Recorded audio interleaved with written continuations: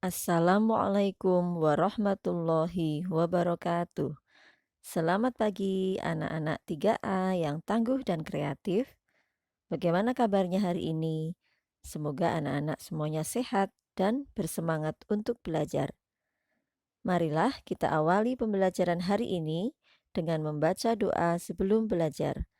A'udzu billahi minasyaitonir rajim. Bismillahirrahmanirrahim. Rabbi zidni ilma warzuqni fahma. Amin. Anak-anak, hari ini kita akan belajar tema 2, menyayangi tumbuhan dan hewan. Subtema 3, menyayangi tumbuhan. Pembelajaran 1. Silakan anak-anak menyiapkan buku cetak dan alat tulisnya. Anak-anak, silakan membuka halaman 83 ya. Menyayangi tumbuhan. Tumbuhan merupakan salah satu makhluk hidup ciptaan Tuhan. Ada berbagai jenis tumbuhan di sekitar kita, misalnya bunga mawar, tanaman sayur, tanaman buah, dan sebagainya. Tumbuhan memiliki berbagai manfaat. Ada tumbuhan yang dimanfaatkan sebagai bahan makanan, obat-obatan, serta bahan peralatan rumah tangga. Oleh karena itu, menyayangi tumbuhan merupakan kewajiban kita. Bagaimana cara kita menyayangi tumbuhan? Nah, kita akan mempelajari bagaimana cara kita menyayangi tumbuhan dalam subtema ini. Kita mulai ya anak-anak ya. Pembelajaran 1 halaman 84. Perhatikan, ada informasi di sini. Cara merawat tanaman. Supaya tanaman yang kita tanam dapat tumbuh dengan subur, maka kita harus merawatnya dengan baik. Nah, ini adalah cara perawatan tanaman dengan baik. Yang pertama, penyiraman tanaman. Penyiraman tanaman sebaiknya dilakukan pada pagi hari atau sore hari. Yang kedua, pemupukan. Pemberian pupuk harus disesuaikan menurut dosis yang telah ditentukan. Jadi kita tidak boleh memberikan pupuk banyak sekali melebihi yang dibutuhkan ya. Jadi harus sesuai dengan dosisnya. Yang ketiga, tanaman harus tetap sehat. Tanaman dan lingkungan harus bersih dan sehat. 4. Pemangkasan. Pemangkasan akan membuat cabang tanaman menjadi beraturan. Pemangkasan atau pemotongan ya anak-anak ya. Jadi kalau misalnya cabang tanaman sudah mulai tidak teratur, kita pangkas supaya lebih rapi dan menjadi beraturan. Yang kelima, repotting. Repotting adalah penggantian media tanam. Setelah beberapa waktu kita menanam tanaman, maka kita perlu mengganti media tanam. Media tanam itu apa contohnya? Media tanam misalnya tanah ya, atau bisa juga sekam dan lain sebagainya. Ini bisa kita ganti supaya tanaman tetap subur. Oke, sekarang jawab pertanyaan di bawah ini ya. Kapan waktu yang tepat untuk menyiram tanaman? Menyiram tanaman yang tepat adalah pagi hari atau sore hari. Boleh tidak ya kalau kita siram di siang hari? Sebaiknya jangan anak-anak, karena di siang hari itu malah justru membuat tanaman menjadi layu. Ya. Nomor 2, mengapa tumbuhan harus dirawat?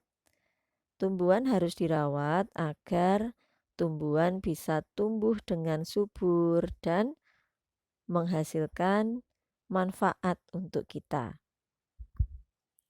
3. Bagaimana syarat pemberian pupuk pada tanaman? Pemberian pupuk pada tanaman harus sesuai dosis yang telah ditentukan, tidak boleh berlebih. Kemudian, apa yang terjadi jika tanaman tidak disiram? Jika tanaman tidak disiram, tentunya tanaman akan layu dan lama-kelamaan tanaman akan mati. Nomor 5, mengapa tanaman harus dipangkas? Tanaman harus dipangkas agar cabang tanaman menjadi beraturan dan rapi. Sekarang halaman 85. Kita urutkan. Di sini ada cara-cara merawat tanaman. Kalian tinggal memberi angka pada kotak yang telah disediakan sesuai dengan urutan yang benar. Begini ya anak-anak ya, silakan menulis. Yang pertama penyiraman, 2 pemupukan, 3 pembersihan tanaman dan lingkungannya, 4 pemangkasan, dan 5 repotting. Kemudian bawahnya, silakan anak-anak boleh menghubungkan dengan garis, boleh juga menulis jawabannya pada titik-titik. Nomor 1, tanaman yang dirawat dengan baik akan tumbuh subur. 2, sebaiknya tanaman diberi pupuk kompos agar tumbuh sehat. Pupuk kompos itu apa anak-anak? Ada yang tahu? Pupuk kompos adalah pupuk alami yang dihasilkan dari bahan-bahan alami, bisa berupa daun atau sisa makanan yang kemudian sudah dibusukkan ya. Nah, sudah menjadi kompos, bisa dipakai untuk memupuk tanaman. Oke, yang ketiga, penyiraman tanaman sebaiknya dilakukan saat sore. 4. Tanaman di luar ruangan lebih banyak mengalami penguapan. Karena di luar ruangan ini suhunya lebih tinggi atau lebih panas, jadi kandungan air dalam tumbuhan akan lebih mudah menguap. Ya. Nomor 5. Tanaman yang terlalu banyak disiram air lama-lama akan mati. Nah, saat kita menyiram tanaman itu juga harus sesuai dengan kebutuhan tanaman itu sendiri, secukupnya saja. Tidak boleh kita siram terlalu banyak karena justru akan membuat tanaman mati. Oke, sekarang ini ya anak-anak ya. Tugas untuk kalian kerjakan hari ini. Bahasa Indonesia KD 3.5. Perintahnya perhatikan. Pilihlah salah satu jenis tanaman yang ingin kamu ketahui cara perawatannya. Kalian milih salah satu tanaman, satu saja ya. Misalnya tanaman mawar, melati, atau boleh juga buah-buahan ya, misalnya tanaman mangga, pisang, atau sayur juga boleh. Misalnya tanaman bayam, kangkung, atau yang lainnya. Silahkan milih satu saja. Tuliskan daftar pertanyaan untuk mendapatkan informasi yang kamu butuhkan. Lakukan wawancara pada orang tuamu tentang cara merawat tanaman tersebut. Kemudian, tuliskan jawaban orang tuamu terhadap pertanyaan yang kamu sampaikan. Jadi, setelah kalian menentukan satu jenis tanaman tadi, anak-anak kemudian membuat kalimat pertanyaan yang berisi informasi atau untuk mencari informasi tentang cara merawat tanaman tersebut. Nah, kemudian kalian melakukan wawancara atau bertanya pada orang tua tentang cara merawat tanaman tersebut. Nah, kemudian kalian tuliskan jawaban dari orang tua terhadap pertanyaan yang kamu sampaikan tadi. Ya, kerjakan ini di buku tulis. Tidak perlu di lembar yang terpisah, tidak apa-apa ya. Dalam satu lembar saja boleh. Contohnya seperti ini. Nah, nanti pada buku tulis kalian menulis seperti ini anak-anak. Judulnya, ini misalnya Burhanum mau mengetahui cara perawatan tanaman mawar misalnya ya. Ditulis judulnya cara perawatan tanaman mawar. Nah, kalian boleh milih tanaman yang lain. Cara perawatan tanaman singkong misalnya. Boleh, silahkan bebas ya. Kemudian tulis ini daftar pertanyaan. Nah, kalian menulis 3 kalimat pertanyaan yang isinya untuk mengetahui cara perawatan tanaman yang kalian pilih tadi. Ya, misalnya begini. Burhanum tadi kan memilih perawatan tanaman mawar ya. Berarti pertanyaannya misalnya seperti ini. Bagaimana cara merawat tanaman mawar?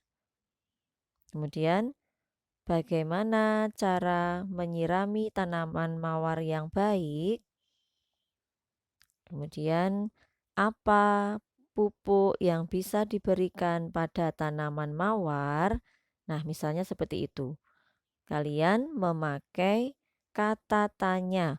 Boleh pakai kata tanya apa, siapa, kapan, bagaimana, di mana, ya boleh silahkan tulis di sini. 3 pertanyaan saja. Nah, kalau sudah jadi pertanyaannya, kemudian kalian bertanya pada orang tua. Ya, istilahnya adalah wawancara. Nanti orang tua kalian menjawab apa?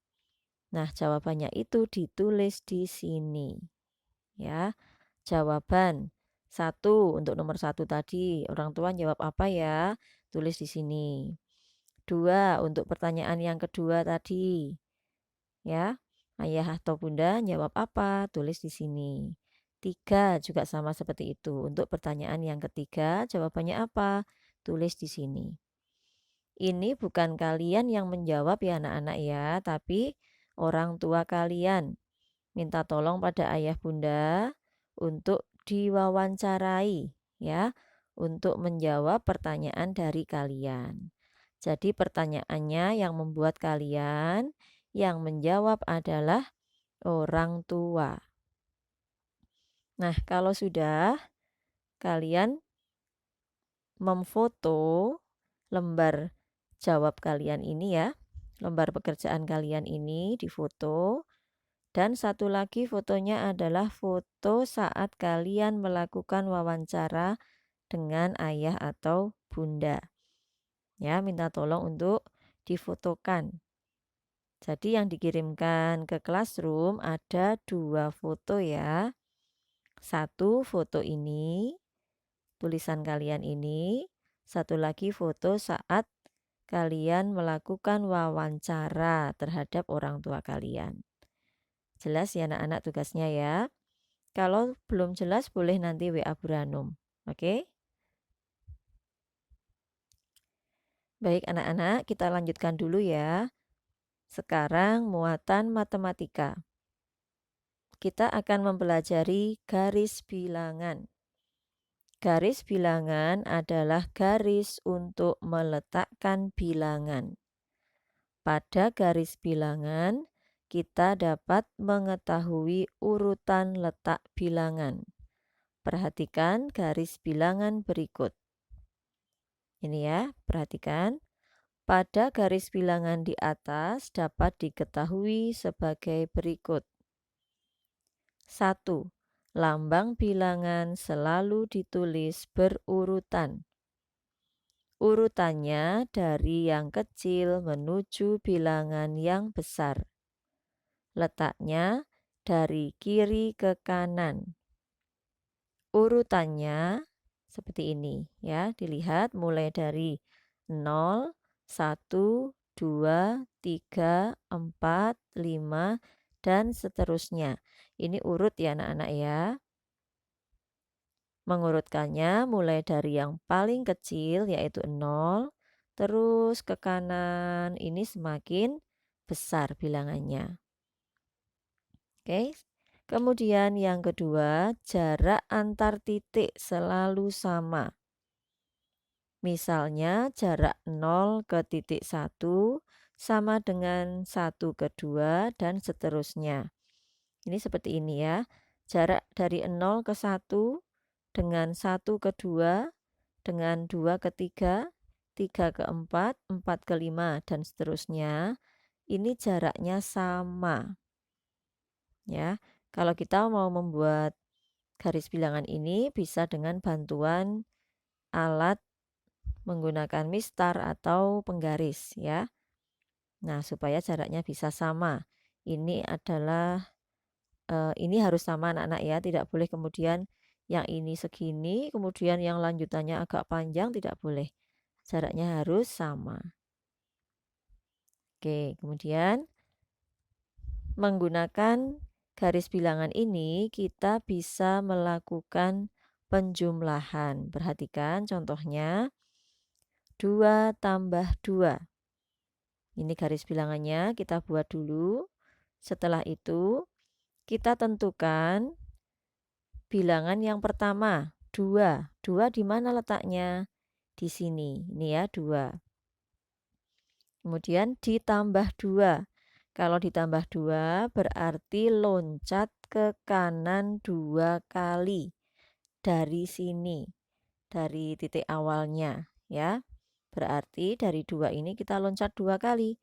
1, 2. Nah, sampai di angka 4. Jadi 2 tambah 2 sama dengan 4.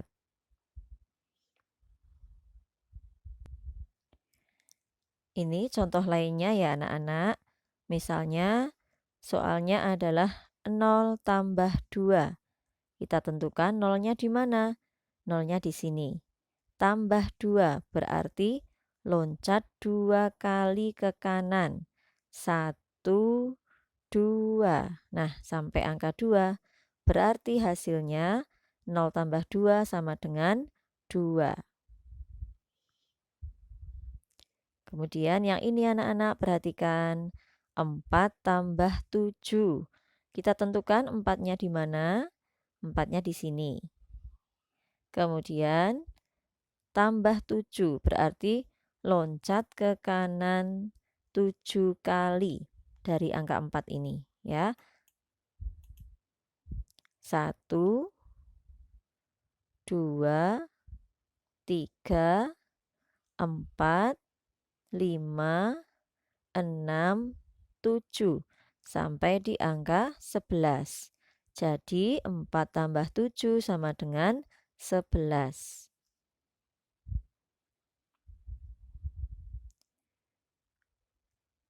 Kemudian satu contoh soal lagi ini ya. 3 tambah 2. Kita tentukan 3-nya di mana? 3-nya di sini. Tambah 2 berarti apa anak-anak? Ya, loncat ke kanan 2 kali. 1, 2. Sampai di angka berapa?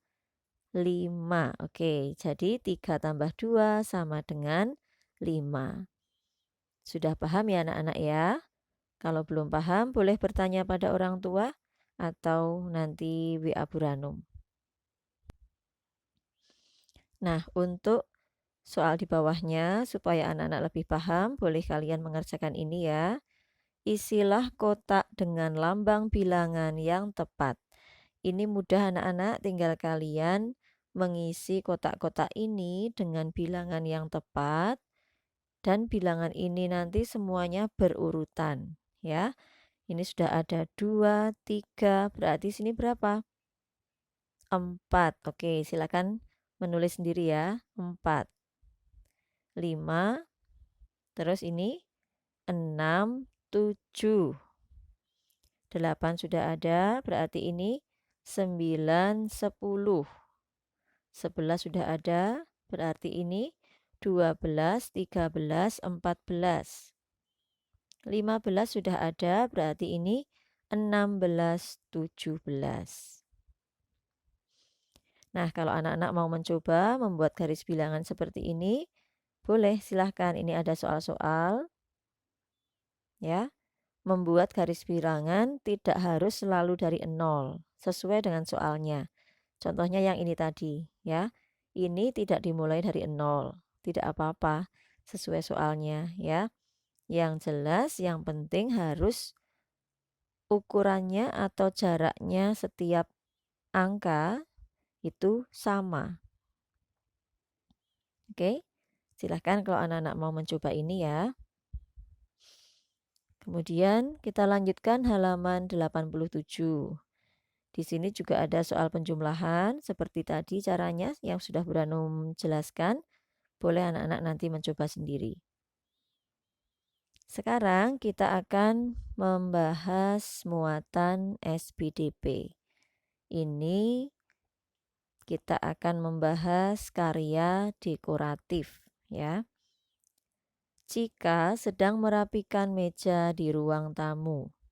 Jika mengamati motif pada taplak meja di rumahnya. Taplak meja itu memiliki motif tumbuhan. Nah, seperti ini gambar motif pada taplak meja jika. Ini motifnya tumbuhan ya, atau bunga. Amatilah motif di samping ya, ini ya. Gambar di samping merupakan motif hias dekoratif. Gambar dekoratif biasanya ditemukan pada kain, kartu undangan, hiasan dinding, dan sebagainya.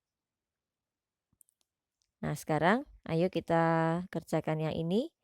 Isilah titik-titik berikut dengan jawaban yang tepat. Boleh kamu isi dengan kata-katanya, kamu tulis di sini. Boleh juga kalau mau lebih cepat kita hubungkan dengan garis ya. Nomor 1. Gambar dekoratif sama dengan gambar hias. 2. Menggambar dekoratif dapat melatih kreativitas. Salah satu motif dalam gambar dekoratif adalah tumbuhan.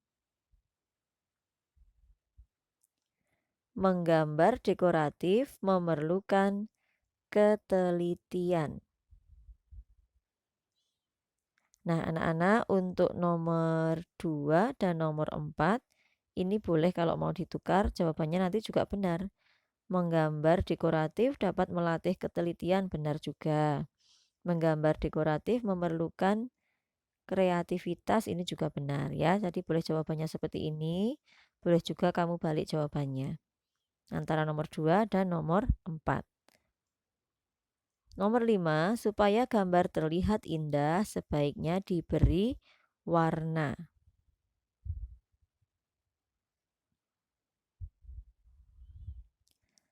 Nah, sekarang halaman 88. Berilah tanda centang pada gambar yang merupakan motif tumbuhan. Bisa melihat ya, mana yang merupakan motif tumbuhan? Ya, benar, yang ini. Silakan dicentang. Kemudian ini sekarang, pernahkah kamu melihat motif hias dekoratif? Pernah tidak anak-anak? Nah, kalau pernah, benda apa saja yang biasanya memiliki motif hias dekoratif? Motif apakah yang biasanya ada pada benda tersebut? Tulis jawaban kalian di sini sesuai dengan yang pernah kalian lihat ya. Bu Ranu memberi contoh seperti ini. Boleh anak-anak meniru ini, boleh juga menulis sesuai dengan apa yang pernah kalian lihat. Yang pertama, lukisan dinding. Motifnya bermotif hewan, ada juga yang motifnya tumbuhan seperti motif bunga atau daun, ya. Yang kedua, taplak meja. Motifnya adalah tumbuhan, bisa berupa bunga atau daun, ya. Yang ketiga, permadani. Permadani ini seperti karpet yang tebal dan bermotif ya. Biasanya bermotif bunga. Kemudian kartu undangan.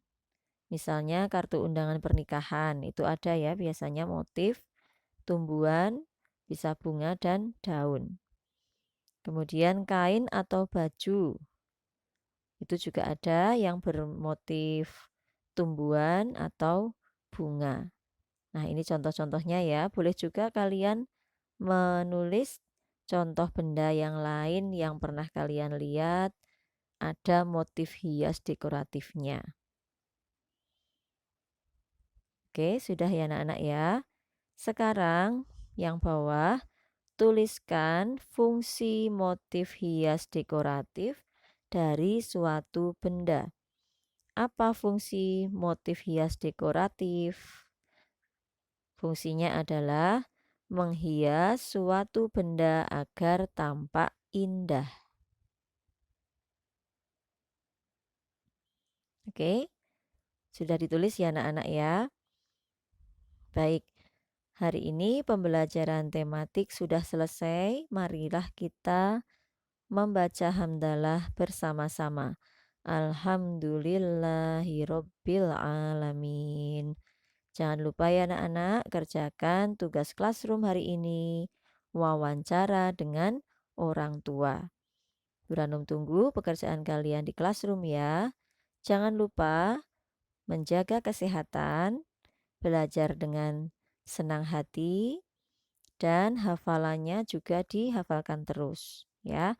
Terima kasih. Wassalamualaikum warahmatullahi wabarakatuh.